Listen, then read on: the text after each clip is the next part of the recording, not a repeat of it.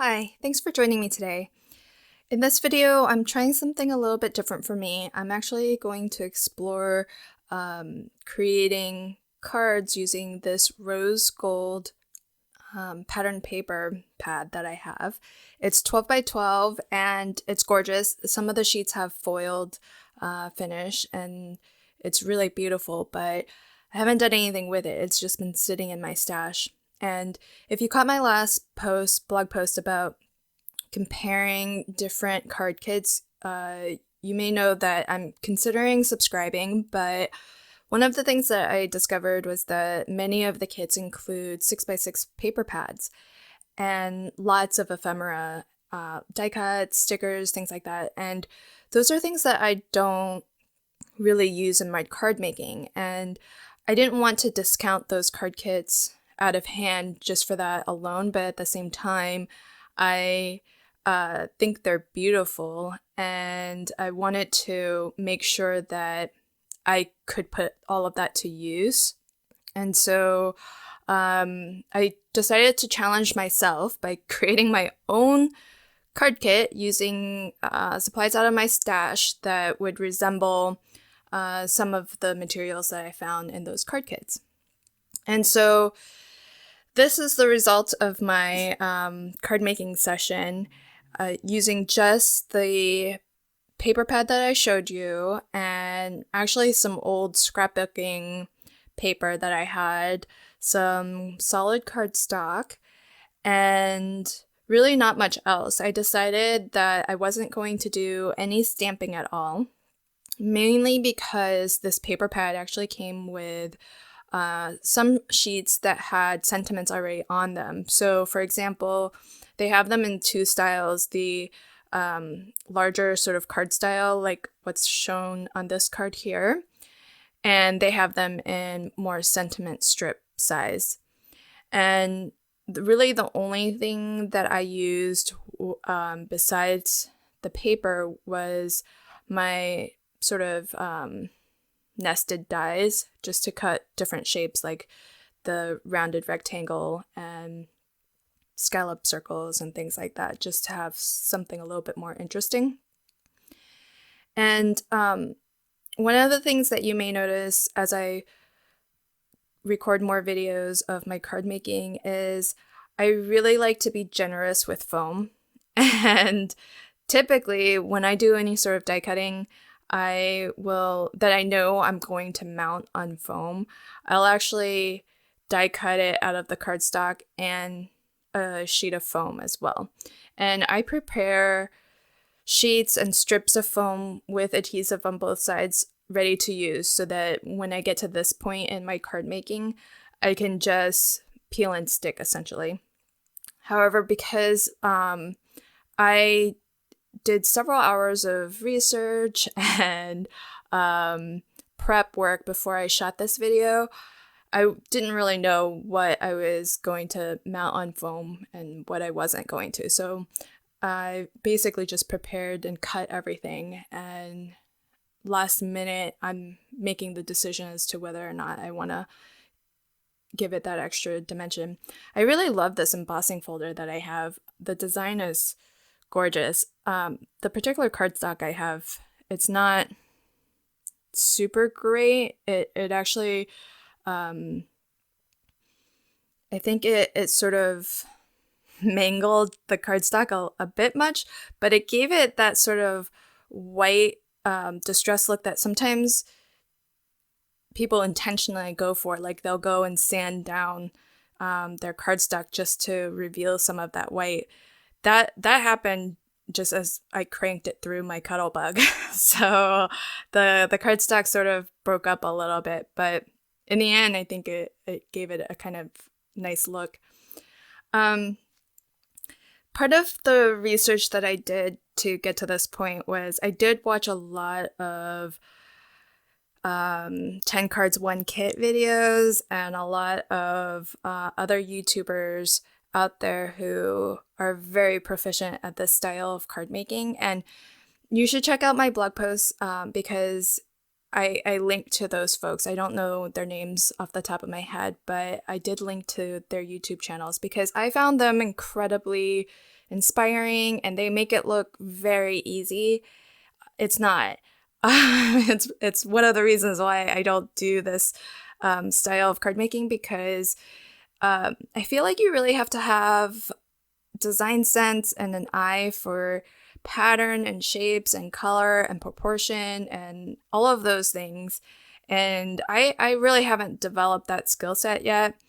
It's a lot easier to sort of ink up a scene and color in a critter because you kind of know what those should look like.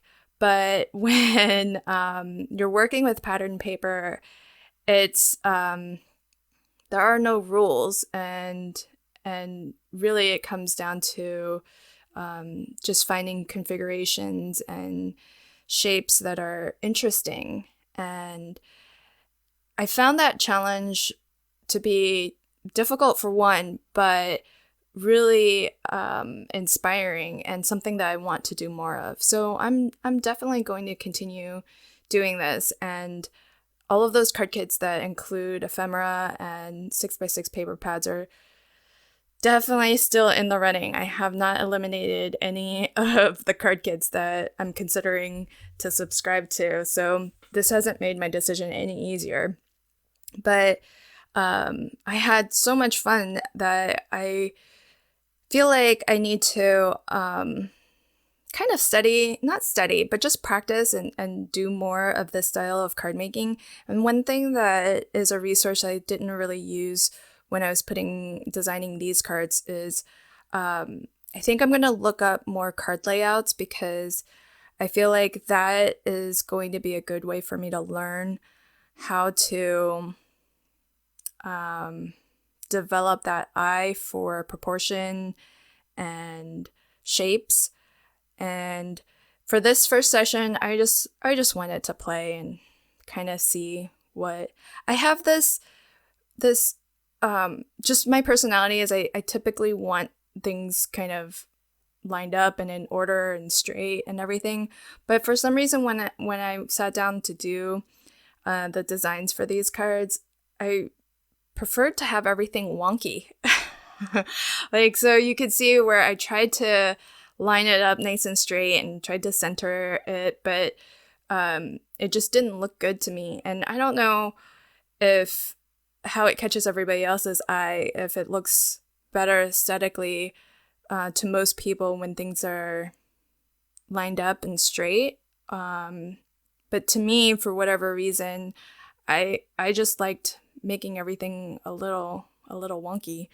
And I don't know if that's just a personal thing, or if because I've definitely read that there's some design rules that just your mind is more attracted to certain shapes or certain layouts. I don't know what those rules are. I just have heard that there are some. This is one of those things where I need to learn. In this session, I was really just playing and just seeing if it was going to be fun. That was really my ultimate goal, because if I was going to be paying anywhere from $30 to, I don't know, upwards of $50 for a card kit, I wanted to make sure that it was going to be something fun that I enjoyed using. And if there was going to be a lot of materials that I didn't use, I knew that would make me pretty unhappy. And so I did actually order past card kits that were on sale from some of my top choices. They haven't all arrived yet, so I haven't had a chance to really play with them. But I wanted to do this practice session so that I could just see if the kits that came with pattern paper and ephemera were going to even be worth considering. And they definitely are. I really like how I didn't have to bring out so many of my other supplies. And so in some ways it was just so easy, but at the same time challenging for me anyways, because I'm pretty new to making this style of cards. So I thought I really appreciated the fact that being somewhat constrained by the colors, the color palette, the materials and stuff really helped me focus on things like layout and shapes. And so I feel like it was a really good learning experience for me. And I definitely know that doing more of this style of card making is going to just overall help me be a better card maker, because developing that eye or that sense for design and pattern and color is definitely going to come in hand for my standard cards that I typically gravitate towards.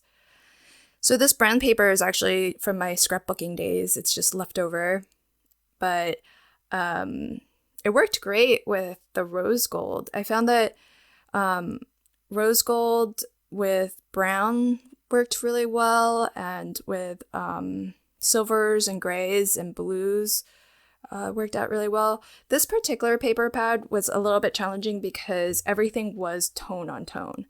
And one of the things I know I'm going to appreciate if I do get one of those kits with the 6x6 paper pads is that typically that's not the case. Their papers are very colorful, gorgeous. They're all within a colorway or color palette, but they aren't monochromatic the way that my paper pad is. And so I did have to bring in a lot of my own supplies. But those card kits, they also come with solid cardstock, specialty papers like foil or glitter cardstock.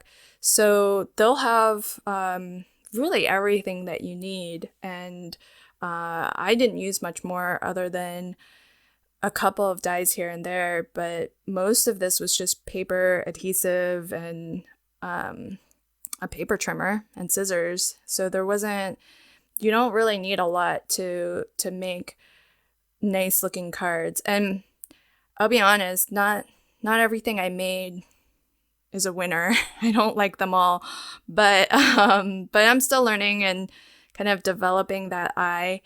And here's where just my need for making things wonky kind of won over. And I don't know if that's pleasing to other people, but I didn't like putting it straight. And normally when I have a die cut, like a heart or something, I'll die cut it out of cardboard, and then I'll also die cut it out of my foam sheet. But the heart was easy enough to fussy cut, so I just traced it and then cut inside the line. It didn't match up 100%, so I'll have to trim it a little bit. But this way you get close to edge coverage of the foam, and so that little piece won't get dented in any way or collapse in on itself or anything. And that's how I prefer to attach my foam now, which is why I use the larger sheets, and I just make my own sort of double-sided adhesive foam sheets.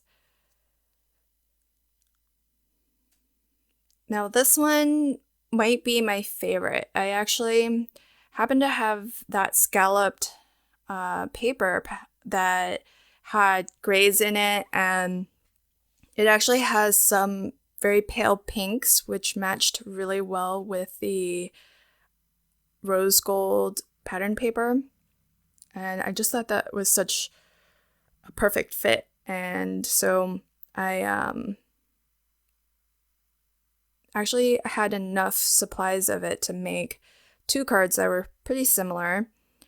And I didn't record the other one that I made that was a very similar design.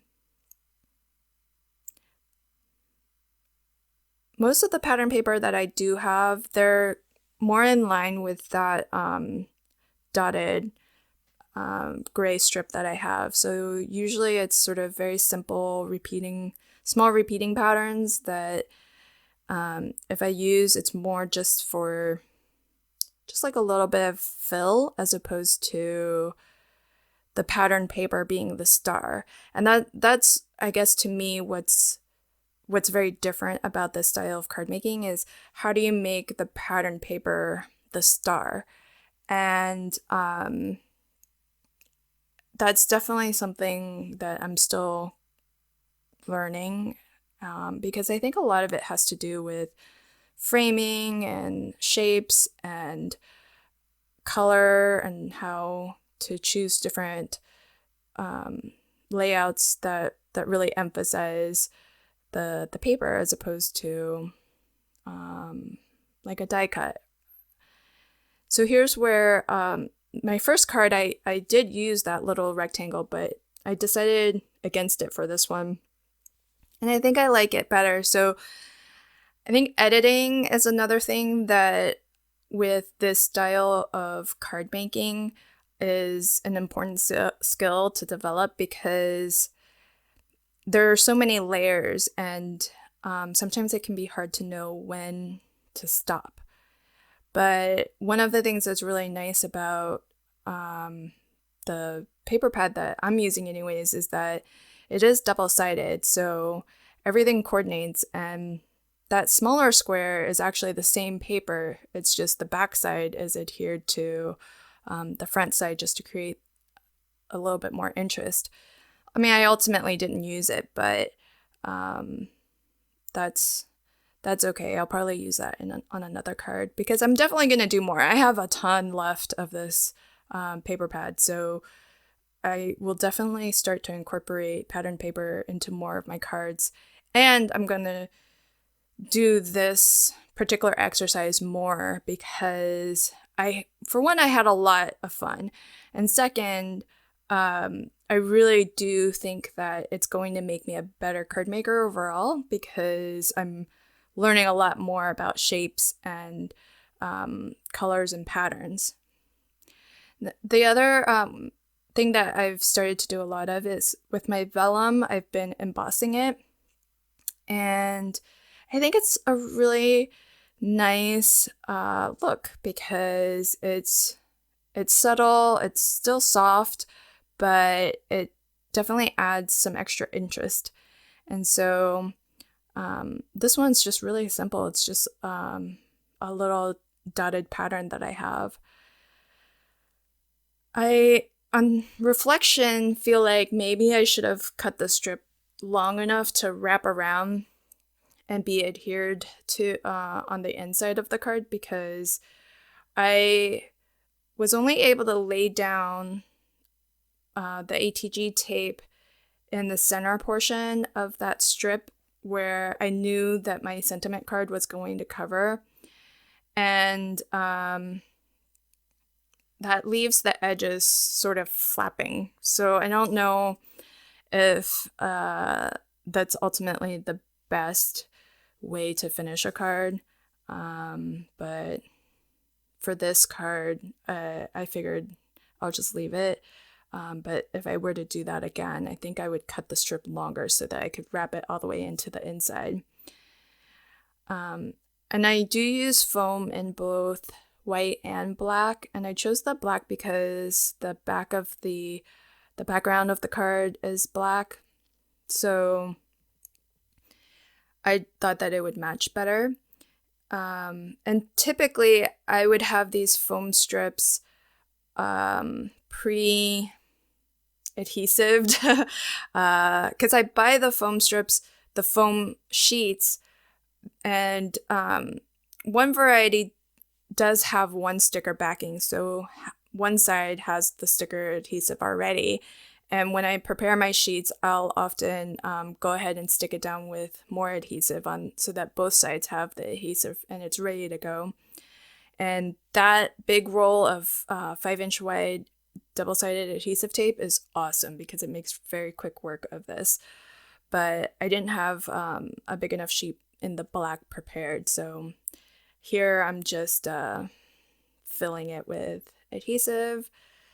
But again, it would be a lot less foam and a lot easier to just lay down strips of foam adhesive just around the perimeter of the die cut. But I don't want to leave that center part hollow, and I just find it's a nicer finish to just have everything nice and flush and nice and even. And I went with the black instead of the white because the rest of the card is black, and honestly, if I were to get a card, I wouldn't be looking underneath and looking at it from the side to see. So I don't know if it's a detail that anyone would really care or notice, but I feel like it's kind of nice to have those details. So now it's bling time. This is where I add my finishing touches. These were all the cards that I made, and I could have made more, to be honest, because I had so many supplies, but I did want to get this video shot and edited, so I did limit myself. Although I am going to go back and actually do sort of a V2 of my card making kit and do this exercise again. And I think instead of just kind of winging it, I'm going to use some card layouts, and I'll just go online. There's a lot of free card layouts as it happens. I never knew that, and so I'm gonna make use of those resources and find a few card layouts and just explore how to create cards using card layouts. So a lot of the cards that I made were just, they probably resemble some of those layouts because I did glance through them, and I did watch a lot of the 10 cards 1 kit videos, and I know some of the YouTubers have posted card layouts that they use, and so I think just by osmosis some of that probably imprinted on my brain a little. But I did, sort of to resemble what you would get in a card kit, kind of scooped out some of my pearls that were in a color palette that I thought would fit the card stock that I use and the paper pad that I used. And usually those kits come with so much bling, and it varies depending on the card kit, but a lot of times they'll have sequins. Some even include things like Nuvo drops, and fun materials like that. They'll have enamel dots, resin dots, or epoxy dots. And so I just pulled out a little bit of what I had. And I love these pearl dots that I have because, one, they come in a variety of sizes, but they also come in, as you can see, a variety of colors. So it's really nice when you go to kind of bling up your card that you have different dots that you can work with, because it's a little bit more interesting when you have the different colors and the different sizes. It doesn't feel so matchy-match. And so I'm having a lot of fun with these dots, as you can see. I tend to like adding them. It's not always appropriate on all cards, but I do prefer the look of it. And one of the things that I try to think about when I'm adding these pearl accents is where I want to catch the person's eye and how I want their eye to move around the card. And a lot of times I'll reflexively want to do a more structured design like what I'm attempting here. But most of the time I just go back to something a little bit more organic. What's taking me so long here is that, and this is the downside to having this hodgepodge of dots, is that I can't find a third dot that was exactly the same shade to make that perfectly symmetrical. So here I just still went back to my classic set of 3s and 2s. Usually I think the design rule is odd numbers. Oh, so there is one design rule that I've heard of. So this card is not my favorite. I don't like it at all, really. And I tried to save it with embellishments, but I should know better by now that embellishments can't really save a card.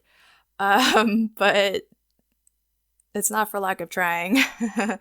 So I pulled out some more pearl dots. This pack of dots that I got, it comes in so many colorways. So what you're seeing is maybe half of the color variety. I think there's some yellows, some greens, a couple shades of pinks and reds. This isn't even half, actually. I think it's just gorgeous, and I love the variety, like I said, of both color, shade variants, and the size variants. So that was it. My cards are all blinged up, and here they all are. I had a ton of fun, and even though I was hoping to be able to eliminate a certain, class of card kits, I ultimately haven't been able to do that. I think they're still in the running. I love the style of card making, and I'm actually really looking forward to doing more of it. So thank you for joining me, and I hope that you continue to watch my videos, and I'll definitely be posting more as I continue to learn this particular skill, and definitely when I make my final decision as to what card kit to subscribe to, I will be sure to let everybody know, and also share with you the cards that I'm able to make using those card kits. Thanks again, and happy crafting!